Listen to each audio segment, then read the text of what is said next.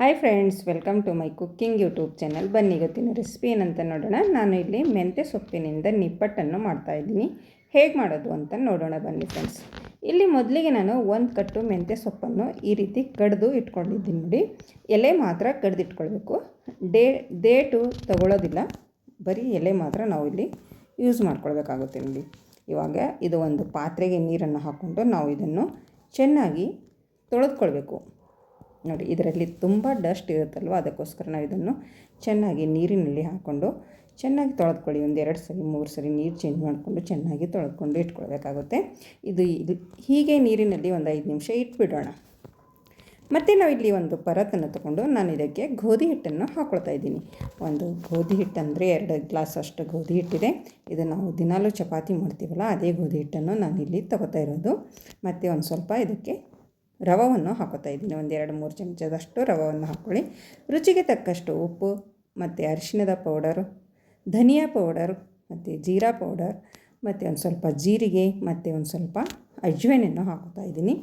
ಮತ್ತು ಇಲ್ಲಿ ನಾನು 2 ಚಮಚದಷ್ಟು ಬಿಳಿ ಎಳ್ಳನ್ನು ಹಾಕ್ಕೊಳ್ತಾ ಇದ್ದೀನಿ ನೋಡಿ. ನಿಮ್ಮ ಹತ್ರ ಕರಿ ಎಳ್ಳು ಇದ್ದರೂ ಕೂಡ ನೀವು ಕರಿ ಎಳ್ಳು ಕೂಡ ಯೂಸ್ ಮಾಡ್ಕೊಳ್ಬೋದು. ಮತ್ತು ಇಲ್ಲಿ ಅಚ್ಕಾರದ ಪುಡಿಯನ್ನು ಕೂಡ ಹಾಕೋತಾ ಇದ್ದೀನಿ. ರುಚಿಗೆ ತಕ್ಕಷ್ಟು ಖಾರವನ್ನು ಹಾಕ್ಕೊಳ್ಳಿ. ಇವಾಗ ನಾವು ಒಂದು ಸ್ಪೂನಿಂದ ಚೆನ್ನಾಗಿ ಒಂದು ಸರಿ ಮಿಕ್ಸ್ ಮಾಡ್ಕೊಳ್ಬೇಕು. ಈ ರೀತಿ ಹಿಟ್ಟು ಮತ್ತು ಮಸಾಲ ಎಲ್ಲವನ್ನು ಎಲ್ಲ ಸೈಡಲ್ಲಿ ನಾವು ಕಲಿಸ್ಬೇಕಾಗುತ್ತೆ ಇದು ಮಸಾಲ. ಅದಕ್ಕೋಸ್ಕರ ನಾವು ಒಂದು ಸರಿ ಮಿಕ್ಸ್ ಮಾಡ್ಕೊಳ್ಳಿ. ಮತ್ತು ಒಂದು 2 ಚಮಚದಷ್ಟು ಕಾಯಿಸಿದ ಎಣ್ಣೆಯನ್ನು ಒಂದು 2 ಚಮಚದಷ್ಟು ಹಾಕೋತಾ ಇದ್ದೀನಿ. ಎಣ್ಣೆ ಹಾಕೋದ್ರಿಂದ ತುಂಬಾ ಗರಿ ಗರಿಯಾಗಿ ಬರುತ್ತವೆ ಈ ನಿಪ್ಪಟ್ಟು. ನಾವು ಮಾಡ್ತೀವಲ್ಲ ಆ ನಿಪ್ಪಟ್ಟು ತುಂಬಾ ಕ್ರಿಸ್ಪಿಯಾಗಿ ಬರ್ತವೆ. ಅದಕ್ಕೋಸ್ಕರ ಎಣ್ಣೆಯನ್ನು ಹಾಕ್ಕೊಳ್ಳಿ. ಮತ್ತು ಒಂದು ಸ್ವಲ್ಪ ಶುಂಠಿ ಬೆಳ್ಳುಳ್ಳಿ ಪೇಸ್ಟ್ ಕೂಡ ಹಾಕ್ಕೊಳ್ಬೇಕು. ಹಾಕ್ಕೊಂಡಾದಮೇಲೆ ನಾವು ಚೆನ್ನಾಗಿ ಒಂದು ಸರಿ ಮಿಕ್ಸ್ ಮಾಡ್ಕೊಳ್ಬೇಕಾಗುತ್ತೆ ನೋಡಿ. ಈ ರೀತಿ ಚೆನ್ನಾಗಿ ಮಿಕ್ಸ್ ಮಾಡಿಕೊಂಡು ಇದು ಒಂದು ಸೈಡಲ್ಲಿ ಇಟ್ಕೊಳ್ಳೋಣ ಇವಾಗ. ಮತ್ತು ನಾವಿಲ್ಲಿ ಮೆಂತ್ಯ ಸೊಪ್ಪನ್ನು ನೀರಿನಲ್ಲಿ ಹಾಕಿಟ್ಟಿದ್ದೀವಲ್ಲ, ಇವಾಗ ಇದನ್ನು ನಾವು ತೆಗೆದುಕೊಳ್ಬೇಕಾಗುತ್ತೆ ನೋಡಿ. ಇದರಲ್ಲಿ ತುಂಬ ಗಲೀಜಿರುತ್ತೆ, ಅದಕ್ಕೋಸ್ಕರ ನಾವು ಒಂದು 5 ನಿಮಿಷ ನೆನೆಸ್ಕೊಂಡು ಇದನ್ನು ತೆಕ್ಕೊಳ್ಳೋಣ. ಚೆನ್ನಾಗಿ ಕ್ಲೀನ್ ಆಗುತ್ತೆ ನೋಡಿ. ಇವಾಗ ಒಂದು ಪ್ಲೇಟಿಗೆ ನಾನು ಮೆಂತ್ಯ ಸೊಪ್ಪನ್ನು ತೆಕ್ಕೋತಾ ಇದ್ದೀನಿ. ನೀರೆಲ್ಲ ಬಸಿದ್ಕೊಂಡು ನೋಡಿ, ನೀರು ಎಷ್ಟು ಗಲೀಜು ಬಂದಿದೆ ಅಂತ ನೋಡ್ಬೋದು ನೀವು. ಎಷ್ಟೊಂದು ಡಸ್ಟ್ ಇದೆ ನೋಡಿ ಇದರಲ್ಲಿ. ಈ ರೀತಿ ಇವಾಗ ನಾವು ಈ ರೀತಿ ಒಂದು ಪ್ಲೇಟಿಗೆ ತೆಕ್ಕೊಂಡು ನಾವು ಇದನ್ನು ಒಂದು ಸ್ವಲ್ಪ ನಾವು ಇದು ಕಟ್ ಮಾಡ್ಕೊಳ್ಬೇಕು. ಈ ರೀತಿ ಚಿಕ್ಕದಾಗಿ ಕಟ್ ಮಾಡ್ಕೊಳ್ಳಿ. ಎಷ್ಟು ಚಿಕ್ಕದಾಗುತ್ತೋ ಅಷ್ಟು ಚಿಕ್ಕದಾಗಿ ನಾವು ಇದನ್ನು ಒಂದು ಸರಿ ಕಟ್ ಮಾಡಿಕೊಂಡು ಇಟ್ಕೊಳ್ಬೇಕಾಗುತ್ತೆ. ಈ ಮೆಂತ್ಯ ಸೊಪ್ಪಿನ ನಿಪ್ಪಟ್ಟಂತೂ ತುಂಬಾ ರುಚಿಯಾಗಿರುತ್ತವೆ. ನೀವೊಂದು ಸರ್ತಿ ಮಾಡಿ ಕುಡಿ, ಮನೆಯಲ್ಲಿ ಎಲ್ಲರೂ ತುಂಬಾ ಇಷ್ಟಪಟ್ಟು ತಿಂತಾರೆ ನೋಡಿ. ಈ ರೀತಿ ನಾನು ಕಟ್ ಮಾಡ್ಕೊಂಡು ಇಟ್ಕೊತಾ ಇದ್ದೀನಿ. ಇವಾಗ ಒಂದು ಪ್ಲೇಟಿಗೆ ಹಾಕೋತಾ ಇದ್ದೀನಿ ನೋಡಿ, ಒಂದು ಪಾತ್ರೆಗೆ. ನೋಡಿ ಫ್ರೆಂಡ್ಸ್, ನೀವು ಇದು ಒಂದು ತಿಂಗಳು ಇಟ್ಕೊಂಡು ತಿಂದ್ರೂ ಏನು ಹಾಳಾಗೋದಿಲ್ಲ. ತುಂಬಾ ಗರಿ ಆಗಿರುತ್ತವೆ, ತುಂಬಾ ಕ್ರಿಸ್ಪಿಯಾಗಿ ಬರುತ್ತವೆ ನೋಡಿ. ಈ ರೀತಿ ನಾನು ಕಟ್ ಮಾಡ್ಕೊಂಡು ಇಟ್ಕೊಂಡಿದ್ದೀನಿ ಒಂದು ಪಾತ್ರೆಯಲ್ಲಿ. ಇವಾಗ ನಾವು ಸ್ಟವ್ ಮೇಲೆ ಒಂದು ಪ್ಯಾನನ್ನು ಇಟ್ಕೊಂಡು ನಾವು ಈ ಕಟ್ ಮಾಡಿ ಇಟ್ಕೊಂಡಿದ್ದೀವಲ್ಲ ಈ ಮೆಂತ್ಯ ಸೊಪ್ಪನ್ನು ನಾವು ಇದಕ್ಕೆ ಹಾಕ್ಕೊಳ್ಬೇಕಾಗುತ್ತೆ ನೋಡಿ. ಅಷ್ಟೊಂದೆಲ್ಲ ಮೆಂತ್ಯ ಸೊಪ್ಪನ್ನು ಇದಕ್ಕೆ ಹಾಕ್ಕೊಳ್ಳಿ. ಹಾಕ್ಕೊಂಡಾದಮೇಲೆ ನಾವು ಒಂದು ಸ್ವಲ್ಪ ಇದನ್ನು ಹುರಿದ್ಕೊಳ್ಬೇಕು. ಒಂದು 4ರಿಂದ 5 ನಿಮಿಷ ಟೈಮ್ ತೊಗೊಳುತ್ತೆ. ಚೆನ್ನಾಗಿ ಹುರಿದ್ಕೊಳ್ಬೇಕಾಗುತ್ತೆ ನೋಡಿ. ಯಾವ ಥರ ನೀರು ಬಿಟ್ಟಿದೆ ನೋಡಿ ಮೆಂತ್ಯ ಸೊಪ್ಪು. ಈ ನೀರೆಲ್ಲ ಸುಟ್ಟು ಹೋಗುವವರೆಗೂ ನಾವು ಇದನ್ನು ಚೆನ್ನಾಗಿ ಹುರಿದ್ಕೊಳ್ಬೇಕು. ತುಂಬಾ ರುಚಿಯಾಗಿರುತ್ತವೆ ಈ ಮೆಂತ್ಯ ಸೊಪ್ಪಿನ ನಿಪ್ಪಟ್ಟು. ಮತ್ತು ಈ ರೀತಿ ಹುರಿಯೋದರಿಂದ ನಮ್ಮ ನಿಪ್ಪಟ್ಟು ಕಹಿ ಆಗುವುದಿಲ್ಲ ನೋಡಿ. ಮೆಂತ್ಯ ಸೊಪ್ಪಿನಲ್ಲಿರುವ ಕಹಿ ಕೂಡ ಹೊರಟು ಹೋಗುತ್ತೆ ಈ ರೀತಿ ನಾವು ಹುರಿಯೋದರಿಂದ. ಇವಾಗಿದು ರೆಡಿಯಾಗಿದೆ ನೋಡಿ. ಚೆನ್ನಾಗಿ ಹುರಿದಿದೆ, ನೀರೆಲ್ಲ ಸುಟ್ಟು ಹೋಗಿದೆ ನೋಡಿ. ಇದು ರೆಡಿ ಆಯಿತು ಈಗ ನಮ್ಮ ಮೆಂತ್ಯ ಸೊಪ್ಪು. ಇವಾಗ ನಾವು ಗ್ಯಾಸನ್ನು ಆಫ್ ಮಾಡಿಕೊಂಡು ಈ ಮೆಂತ್ಯ ಸೊಪ್ಪನ್ನು ನಾವು ಇಲ್ಲಿ ಹಿಟ್ಟನ್ನು ರೆಡಿ ಮಾಡಿ ಇಟ್ಕೊಂಡಿದ್ದೀವಲ್ಲ, ಈ ಹಿಟ್ಟಿಗೆ ನಾವು ಹಾಕೊಳ್ಳೋಣ ನೋಡಿ ಫ್ರೆಂಡ್ಸ್. ಇದು ಹಾಕಿದ ಮೇಲೆ ನಾವು ಒಂದು ಸರಿ ಕೈಯಿಂದ ಚೆನ್ನಾಗಿ ಮಿಕ್ಸ್ ಮಾಡ್ಕೊಳ್ಬೇಕು. ಎಲ್ಲ ಸೈಡಲ್ಲೂ ಮೆಂತ್ಯ ಸೊಪ್ಪನ್ನು ಬರಬೇಕು. ಆ ರೀತಿ ನಾವು ಈ ರೀತಿ ಮಿಕ್ಸ್ ಮಾಡ್ಕೊಳ್ಬೇಕಾಗುತ್ತೆ. ಎಲ್ಲ ಸೈಡಲ್ಲೂ ಚೆನ್ನಾಗಿ ಮಿಕ್ಸ್ ಆದಮೇಲೆ ನಾವು ಇವಾಗ ನೀರನ್ನು ತಗೊಂಡು ಒಂದು ಸ್ವಲ್ಪ ನೀರನ್ನು ಹಾಕುತ್ತಾ ನಾವು ಇದನ್ನು ಕಲಿಸ್ಕೊಳ್ಬೇಕಾಗುತ್ತೆ ನೋಡಿ.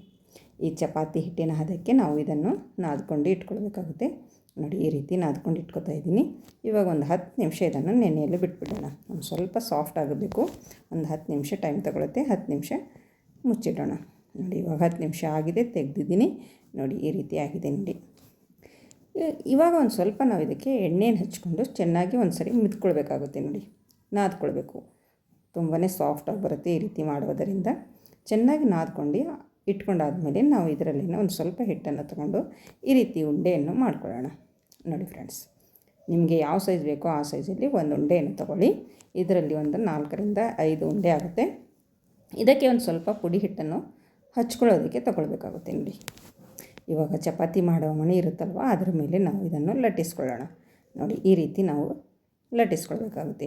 ನಾವು ಚಪಾತಿ ಮಾಡ್ತೀವಲ್ಲ, ಅದಕ್ಕೆ ನಾವು ಸ್ವಲ್ಪ ದಪ್ಪಾಗಿರಬೇಕು ಅಷ್ಟೇ, ಜಾಸ್ತಿ ತಳ್ಳಗೆ ಮಾಡೋದಕ್ಕೆ ಹೋಗಬೇಡಿ, ಒಂದು ಸ್ವಲ್ಪ ದಪ್ಪ ಅಷ್ಟೇ. ನೋಡಿ, ಈ ರೀತಿ ನಾನು ಲಟ್ಟಿಸ್ಕೊಂಡು ಇಟ್ಕೊತಾ ಇದ್ದೀನಿ. ನೋಡಿ, ಇದು ಚಪಾತಿ ಅಂತೂ ರೆಡಿ ಆಯಿತು. ಇವಾಗ ನಾವು ಒಂದು ಮ್ಯಾಗಿ ತಿನ್ನುವ ಸ್ಪೂನ್ ಇರುತ್ತಲ್ವ, ಫಾರ್ಕ್ ಅಂತ, ಆ ಚಮಚದಿಂದ ನಾವು ಈ ರೀತಿ ಒಂದು ಸ್ವಲ್ಪ ಕಚ್ ಮಾಡಬೇಕಾಗುತ್ತೆ. ಇಲ್ಲಾಂದರೆ ಎಣ್ಣೆಲಿ ಹಾಕಿದ ಮೇಲೆ ಪೂರಿ ಥರ ಉಬ್ಬಿ ಬರ್ತವೆ. ಅದಕ್ಕೋಸ್ಕರ ನಾವು ಈ ಥರ ಕಟ್ ಮಾಡಿ ಒಂದು ಬಟ್ಟಲಿನಿಂದ ನಾವು ಈ ರೀತಿ ಕಟ್ ಮಾಡ್ಕೊಳ್ಬೇಕು. ನೋಡ್ತಾ ಇರ್ಬೋದು ನೀವು, ಒಂದು ಬಟ್ಟಲಂತೂ ಎಲ್ಲರ ಮನೇಲಿ ಇದ್ದೇ ಇರುತ್ತೆ. ಒಂದು ಬಟ್ಟಲನ್ನು ತಗೊಂಡು ನಾವು ಈ ರೀತಿ ರೌಂಡ್ ಶೇಪಲ್ಲಿ ಕಟ್ ಮಾಡಿಕೊಂಡು ಇಟ್ಕೊಳ್ಬೇಕಾಗುತ್ತೆ. ನೋಡಿ, ಈ ರೀತಿ ಮಾಡುವುದರಿಂದ ಎಲ್ಲ ನಿಪ್ಪಟ್ಟು ಒಂದೇ ಸೈಜಲ್ಲಿ ಬರುತ್ತವೆ.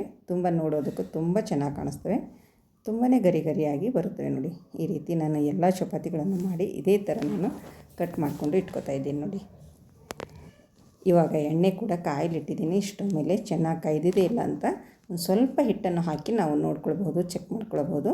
ನೋಡಿ, ಇವಾಗಿದೆ ಎಣ್ಣೆ ಕಾಯ್ದಿದೆ. ಇವಾಗ ನಾವು ಒಂದೊಂದಾಗಿ ನಿಪ್ಪಟ್ಟನ್ನು ಇದರಲ್ಲಿ ಬಿಡೋಣ.